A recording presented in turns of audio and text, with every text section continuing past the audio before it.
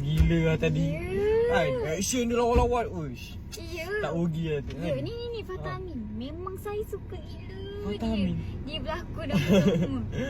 Ya tu Fatah Amin. Dia macam gila. Dia macam saya memang crush terang Awak kat tapi dia. saya handsome lagi lah tapi. Ni lagi satu dengan Nadia Nasa. Nadia? Nadia Nasa Oh, lagi Nadia saya handsome lah. Lepas Nadia. tu dia pandai berlakon pula tu. Nadia Apa tu. semua. Lepas tu dengan memanah. Tak Apa Nadia. semua. Memang mantap lah dia. Aduh, tak pernah Nadia. Tapi Fazura. Uish. Oi, memang macam ni lah dia berlakon. Lawa lagi muka. Memang kena muka dia ke time dia berlakon tu. Dia naik kuda. Semat ah. Ui, lawa tau. Saya memang minat Fazura pada dulu lagi. Suka dia lah. Suka dia. Suka dia. Minat dia. Semua Yelah, dia cantik tak kan. minat. Suka sebagai itulah. Tengok minat dia berlakon. Suka dia Yelah keluar dengan dia. Dating dengan dia. Ajak dia pergi tengok wayang. Tak payah ajak saya.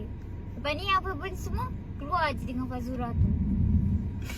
Dah lah dia punya orang. Batal. Tapi saya bukannya suka nak. Okay, sekarang ni awak cakap dengan saya, Fazura ke saya lagi cantik? Nak dibandingkan awak dengan Fazura pula. Benda lah.